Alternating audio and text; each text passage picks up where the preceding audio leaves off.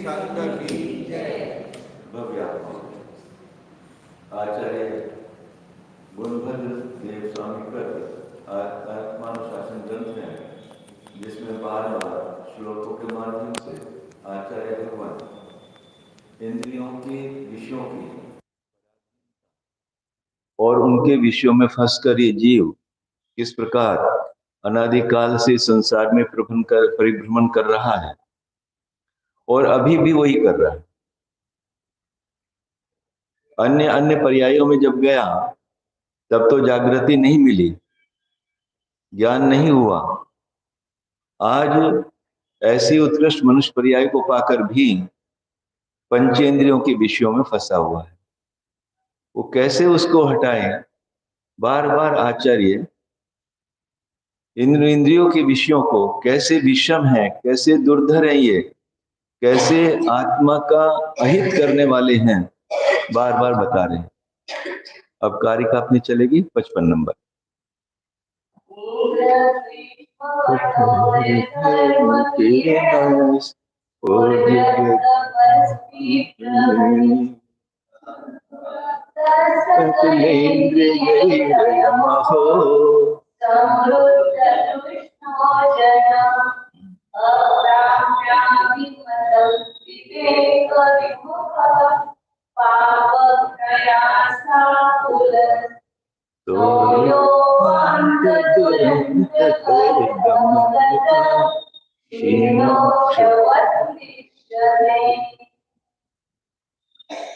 अंतिम लाइन में उदाहरण दिया है।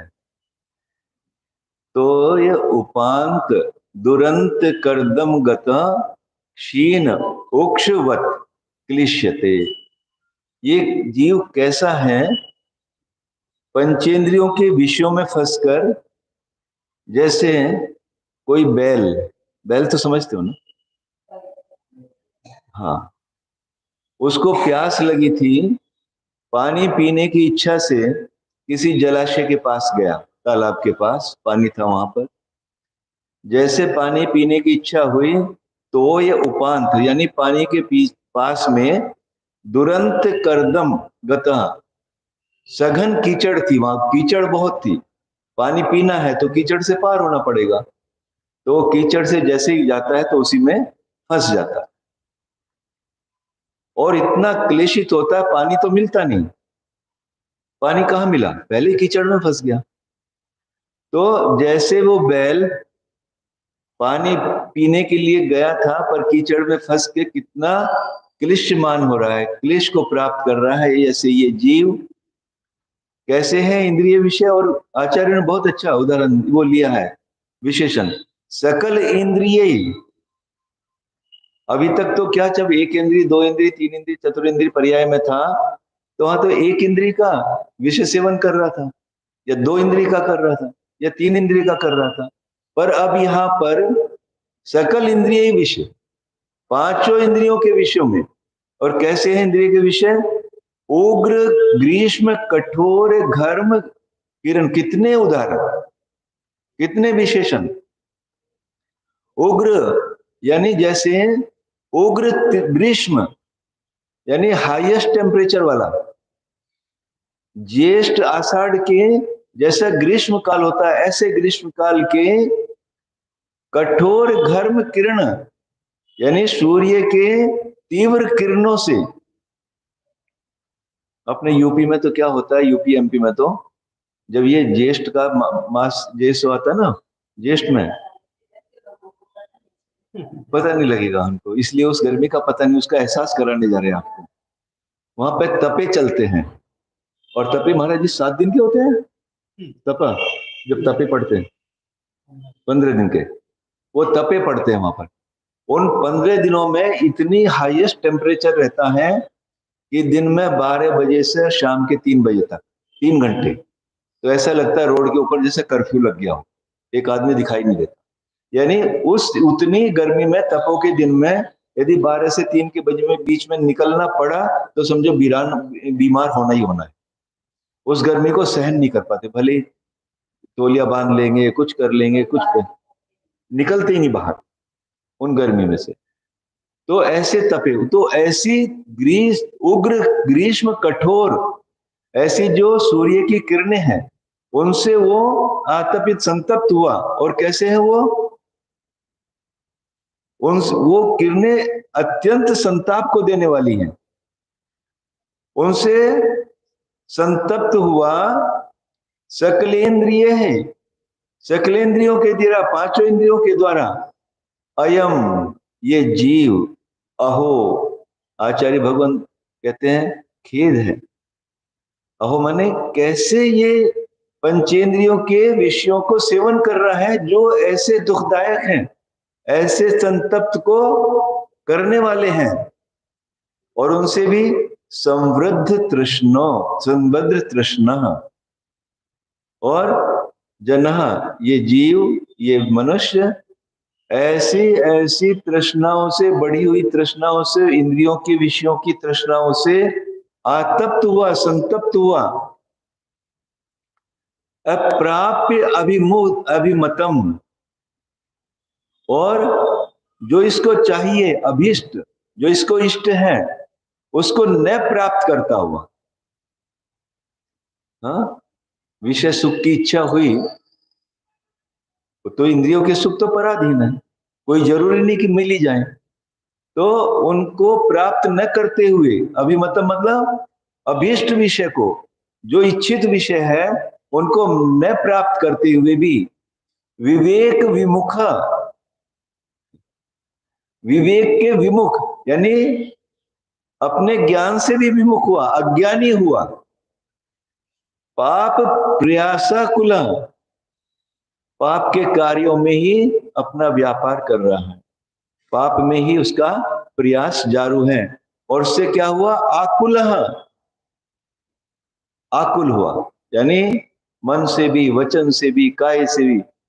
मन से किसी विषय की इच्छा कर रहा, वो इसे मिल नहीं रहा, उस विषय से नहीं मिलने से कितना आकुलित होता है।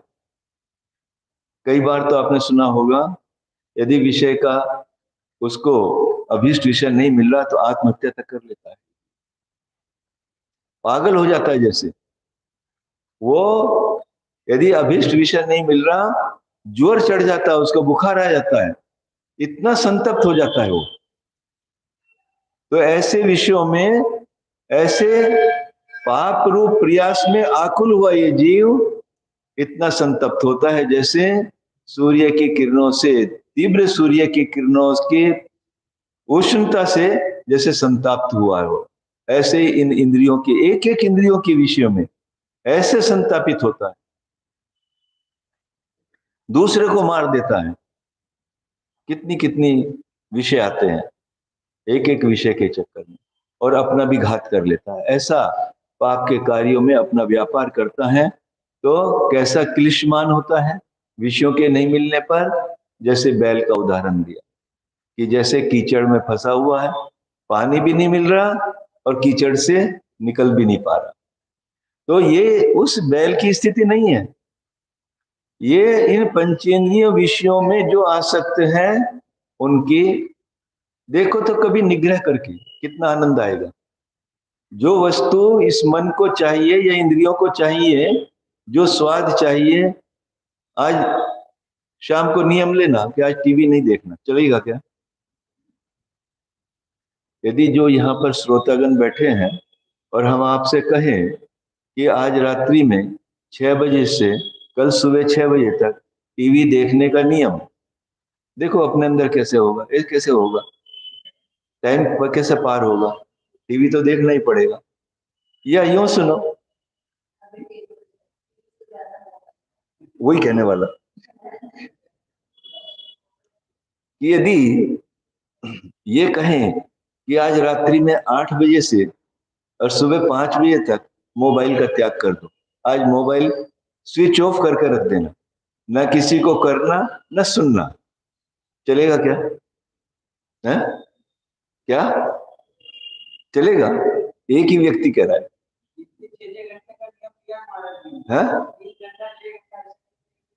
3 घंटे के बाद करोगे।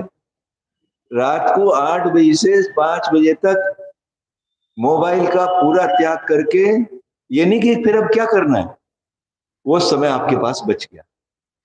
जिसमें समय को आप मोबाइल में वेस्ट करने वाले थे, वो समय बच गया। अब उस समय में अब वो काम करो जो 80 नंबर की गाथा में बताया, वो प्रैक्टिकल करो। समय तो निकालना पड़ेगा ना, समय तो 24 घंटे हैं।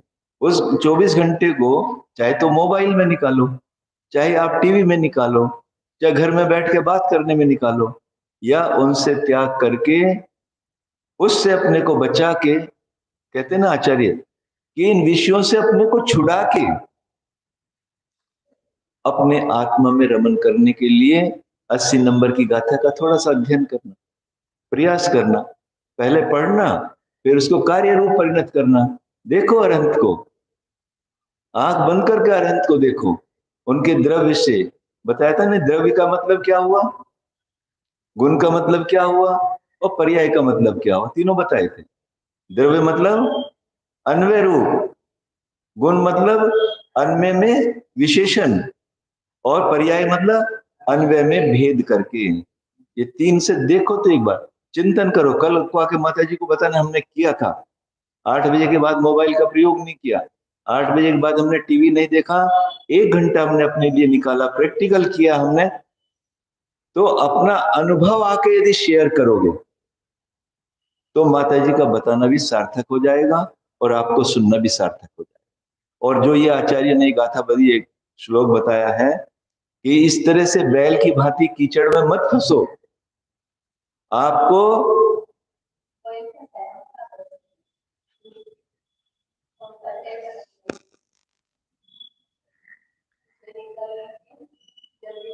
बहुत उदाहरण देते हैं, कोल्हू के बैल की तरह आंखों पे पट्टी बांध देता है सुबह, और वो कोल्हू में जोतता है, और रात तक वो इतना थक जाता है कि आज तो मैं बहुत दूर निकल आया होऊंगा, और जब पट्टी खुलती है वहीं का वहीं खड़ा हूं। ऐसे ही संसार अवस्था में हम कोल्हू के बैल की तरह बने हुए हैं। आचार्यों ने एक जगह बहुत अच्छा लिखा है, कोल्हू का बैल तो कभी खूंटे को तुड़ाने की कोशिश करता है, पर हम तो ऐसे कोल्हू के बैल हैं कि हम उसी खूंटे से बंधे रहने के लिए प्रयास करते हैं, हम कभी उससे छूटने का भी प्रयास नहीं करते। हम तो उससे भी ज्यादा निकृष्ट हैं। देखो अपनी स्थिति। तो आचार्य बार बार जो संबोधन करते हैं कि इसी टाइम में से, इसी 24 घंटे में से अपने को निकालना पड़ेगा, कहीं 25 घंटे तो होने के नहीं, 24 ही घंटे में से निकालना पड़ेगा। तो जो अभी आप कर रहे हो पंचेंद्रियों के विषयों में जो आपका समय जा रहा है, और वहां से विषय मिल भी नहीं रहे वो आपको सेवन करने के लिए। यदि अब तो पिक्चर हॉल में देखने का जरा रिवाज खत्म हो गया, नहीं तो 300-400 रुपए बालकोनी में जाके खत्म भी करते, और 3 घंटे में वहां से क्या लेके आते, अनंत कर्मों का पुंज बांध के वहां से निकलते। कितनी बड़ी कमाई करके ले रहे हो, अब मोबाइल से कर रहे हो, इंटरनेट पे कर रहे हो, टीवी में कर रहे हो, सारा काम वही है, केवल कर्म बंध के अलावा कुछ भी नहीं है। यदि आपने अपना थोड़ा सा टाइम निकाला आज 8 बजे के बाद, एक आपको एक्सरसाइज दे रहे, आज होमवर्क दे रहे, आज 1 घंटे के लिए 8 बजे के बाद एकांत अवस्था में बैठकर, एकांत में बैठकर ये प्रवचन सार ले जाना, पढ़ना इसको एक बार, फिर चिंतन करना, अरहंत को देखना आंख बंद करके। आदिनाथ भगवान बैठे हुए हैं, देखो उनके द्रव्य को, उनके जीव द्रव्य को देखो, उनके अनंत गुणों को देखो, देखो मतलब चिंतन में लाओ, और उनकी पर्याय को देखो, सिद्ध पर्याय को, अनंत पर्याय को देखो। और वैसा ही तो मैं हूं ना, उनके द्रव्य में और मेरे द्रव्य में कोई अंतर है। जैसा ही आत्मद्रव्य उनका है वैसे ही मेरा है। जो अनंत गुणों के धारी वो है, अनंत गुणों को धारी मैं भी हूं, बस पर्याय में फर्क है। उन्होंने अपनी अरिहंत पर्याय को प्रकट कर लिया है, मेरी अभी प्रकट नहीं। देखो उनकी पर्याय को, वैसे ही तो मैं भी हूं। जब उन्होंने अपनी पर्याय को प्रकट कर लिया, वो भी तो मेरे जैसे थे। कितनी देर से माता जी बता रहे, वे भी तो मेरे जैसे थे, वो भी तो आप जैसे थे। जब उन्होंने अपनी पर्याय को प्रकट कर लिया तो मैं क्यों नहीं कर सकता? बस अंतर कितना है, जो रास्ता उन्होंने अपनाया है मुझे उस पर चलना मात्र है, इतना ही फर्क है। मैं विमुख हुआ उस मात्र से, उस रास्ते से मैं विमुख हूं, उस रास्ते पे नहीं चल पा रहा हूं, इसलिए उस पर्याय को प्रकट नहीं कर पा रहा हूं, इतना ही अंतर है। यदि चलूंगा तो एक ना एक दिन मैं भी अरहंत अवस्था को प्राप्त हो जाऊंगा। आज भी तो हो रहे हैं, आज भी तो 608 जीव 6 महीने 8 समय में इस अरहंत अवस्था को प्राप्त हो रहे हैं, श्रेणी चढ़ रहे हैं, शायद सम्यक दर्शन प्राप्त कर रहे हैं, आज भी कर रहे हैं। मैं क्यों नहीं कर पा रहा हूं? मैं भी कर सकता हूं। ऐसा अब हमको उद्यम करना है। आगे के श्लोक पढ़ते हैं।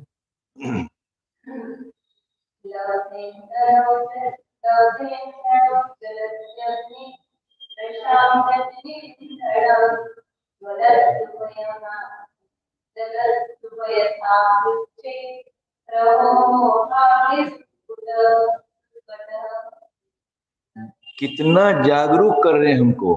हाँ, लब्धे ईंधन ज्वलती अग्नि।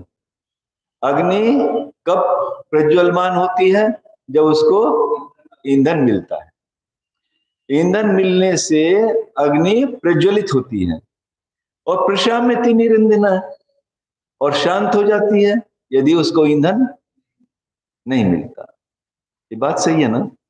अग्नि का उदाहरण दिया है, जब तक अग्नि को ईंधन मिलता रहेगा तो वो जलती रहेगी, और जब अग्नि को ईंधन मिलना बंद हो जाएगा तो अग्नि शाम हो जाएगी।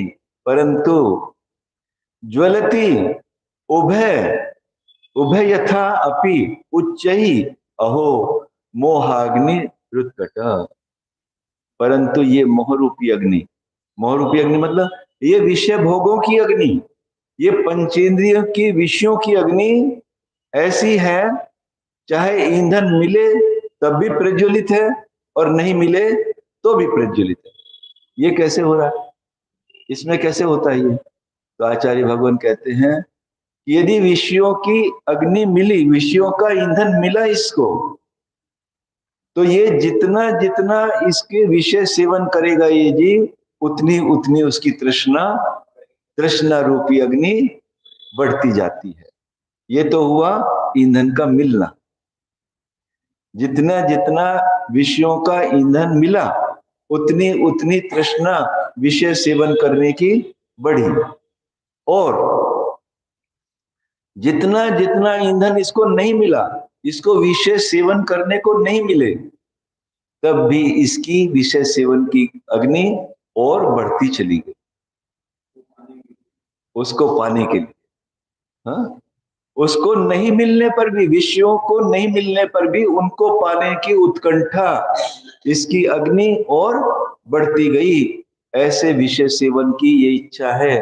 विषय, ये पंचेंद्रियों के विषय ऐसे हैं, ये मिलने पर भी बढ़ते हैं और नहीं मिलने पर तो और भी ज्यादा बढ़ते हैं। ये जीव अनादिकाल से यही तो कर रहा है। जिन जिन पर्यायों में जितनी जितनी इंद्रियां पाई हैं, उनके विषयों को सेवन करते हुए, उन्हीं में राग या नहीं मिलने पर द्वेष करते हुए इसने अनंत संसार को बढ़ाया है और इसी में परिभ्रमण कर रहा है। वास्तव में जब एक एक इंद्रिय के विषयों के हम उदाहरण आचार्यों ने दे के हमें संबोधन किया है कि हे जीव, तू एक एक इंद्रियों के विषय सेवन में अपने जीवन को समाप्त कर देता है।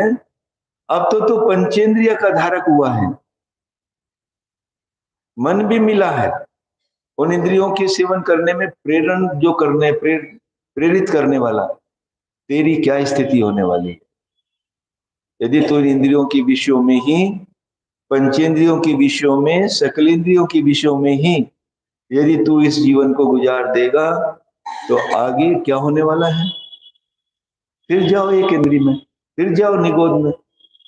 अभी पंचेंद्रिय के विषय सेवन कर लो, फिर क्या होगा? एक इंद्रिय मिलेगी, बस एक इंद्रिय के विषय में तेरे को रमना पड़ेगा।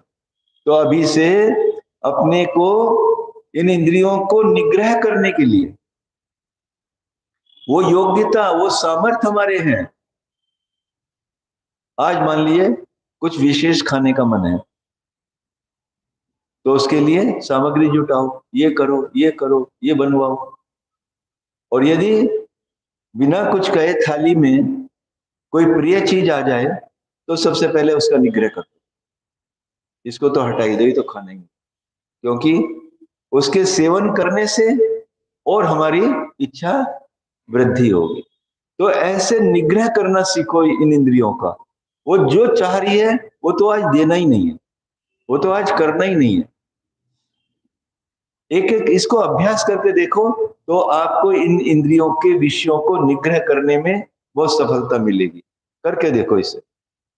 आज मान लीजिए नमक नहीं खाना, तो नहीं खाना। यदि किसी दिन नमक नहीं हो, तो फिर क्या होगा? घर में कुछ भी नहीं चलेगा ना। साम्यता आएगी, निग्रह करेंगे तो साम्यता। उसको बताओ भी नहीं, घर में बताओ भी नहीं कि आज नमक नहीं है सब्जी में, कोई गुस्सा भी नहीं करना, और नमक भी नहीं है, बताना भी नहीं है। आज पूरा भोजन उसी का स्वाद लो। आचार्य विश्व सागर जी तो कई बार कहते हैं, इस जीव को मिलावट की आदत पड़ी हुई है। यदि दूध है, दूध इतना मीठा स्वयं है, पर उसमें शक्कर क्यों चाहिए? उसमें शक्कर का स्वाद आएगा, दूध का स्वाद नहीं आएगा। यदि दूध का स्वाद लेना है ओरिजिनल, तो बिना शक्कर के पियो ना, तब तो उसको पता लगेगा दूध कैसी है। यदि दाल का स्वाद लेना है, तो बिना नमक और मसाले की दाल खाओ, तब दाल का स्वाद मिलेगा। नहीं तो जो नमक और क्या बोलते हैं, छोंक, क्या छोंक को क्या बोलते हैं? बघार, या कुछ और भी बोलते हैं, अभी कुछ फोड़नी। यदि बघार या फोड़नी डाल के दाल खा रहे हो, तो दाल का स्वाद नहीं आएगा, फोड़नी का, बघार का, नमक का स्वाद आएगा। तो यदि ओरिजिनल टेस्ट चाहते हो, तो कुछ भी मिलावट मत करो। निसर्गोपचार, प्राकृतिक, उसका टेस्ट ही नहीं आता। टेस्ट तो जो दूसरी चीजों का आता है। तो आचार्य कहते हैं कि इन इंद्रियों के विषयों को निग्रह करके देखो, और आदत डालो इसकी कि नहीं, जो नेचुरल है बस उसी पे जाना, नहीं इनको प्रयोग करना। तो इन इंद्रियों के विषयों का निग्रह होगा सभी का। आज सुनना नहीं है, आज टीवी देखना नहीं, आज गाने सुनना नहीं, आज भजन भी नहीं सुनना, आज जो वाद्य का, यंत्र का आवाज है, सुरीली आवाज, वो भी नहीं सुननी। क्या सुनना है फिर? शास्त्र सामने रख के अंतर्जल्प सुनना है, अंतर्जल्प करना है, उसी को सुनना है। तो ऐसे एक एक इंद्रियों के विषयों को निग्रह करके देखो, तब देखो कितना आनंद मिलता है, और एक शक्ति आपके अंदर भी उत्पन्न होगी। समय हो रहा है, तो अभी ये पर्याय मिली है कि आप निग्रह कर सकते हो। अन्य पर्यायों में तो ऐसी जागृति भी नहीं होगी। तो भव्यात्माओं, आज कुछ एक दो आपको नियम दिए गए। आज 8 बजे के बाद टीवी का या मोबाइल का, देखो बच गए डॉक्टर साहब। नहीं देखते इसलिए टीवी का नियम, हम कहते हैं मोबाइल का नियम लो। आज चलता है क्या? अच्छा, कौन कौन ले रहे हैं कल, उसका मुझे बताना। आज रात्रि 8 बजे से सुबह 5 बजे तक मोबाइल स्विच ऑफ रखो या तो साइलेंट पर रखो, मगर उसको अटेंड नहीं करना। कितने लोग? Very good. अधिक समय तो आपका सोने में ही जाएगा, पर 8 बजे से किसी तरह की कोई इमरजेंसी कॉल, किसी तरह की भी आज आपको मोबाइल अटेंड नहीं करना। ये नहीं बेटी को कह दे, लो बेटा तुम देख लो इसको, कुछ भी नहीं, ऑफ। आज 8 बजे से सुबह 5 बजे तक, और इतना ही नहीं करना, आपके पास अब समय बच गया। जो समय मोबाइल में जाने वाला था, उसमें नियम से आज आप 1 घंटा घड़ी देखकर एक जगह एकांत में बैठ जाना, छत पे जाके बैठ जाना, कहीं जाके बैठ जाना, और चिंतन करना 80 नंबर की गाथा। भगवान अरहंत को देखना, उनके द्रव्य को, गुण को, पर्याय को, अन्वय द्रव्य रूप, अन्वय का विशेषण, गुण रूप और अन्वय में भेद, पर्याय, और वही चीज अपने ऊपर घटित करना। और कल स्वाध्याय में जो जो ये करके आएंगे उनके अनुभव हम लोगों को बताए जाएंगे। तो ये अनुभव कल माता जी क्लास तो यथावत चलेगी, मैं अपनी क्लास का टाइम आपको दूंगा। प्रोफेसर सर तो आप करना, प्रोफेसर सर में नहीं लेंगे, बाद में इनके अनुभव सुने। देखो कितना अंदर से आपको सुख मिलेगा, कैसा मिलता है एक दिन में। चलो यही पूर्ण करते, बोलिए आचार्य गुरुदेव सुंदर सागर जी महाराज की। जावानी के ज्ञान से सूझे लोकालोक, सोवानी मस्तक नमो सदा देत हूँ धो। देव भजो अरहंत नित, गुरु से वो निर्ग्रंथ, दया धर्म पालो सदा, यही मोक्ष को पंथ। अथ पौर्वाणिक स्वाध्याय निष्ठापन क्रियायां पूर्वाचार्य क्रमेण सकल कर्म क्षार्थम भाव पूजा वंदना समितम श्री शुद्ध भक्ति काय सरगम करोम्यहम्। चत्तारि मंगलम अनंत मंगलम सिद्ध मंगलम साह मंगलम केली प्रणतो धम्म मंगलम। चत्तारि शरणं प्रवज्जामि, अनंते शरणं प्रवज्जामि, सिद्धे शरणं प्रवज्जामि, साह शरणं प्रवज्जामि, केवली पन्नतम धम्मं शरणं प्रवज्जामि।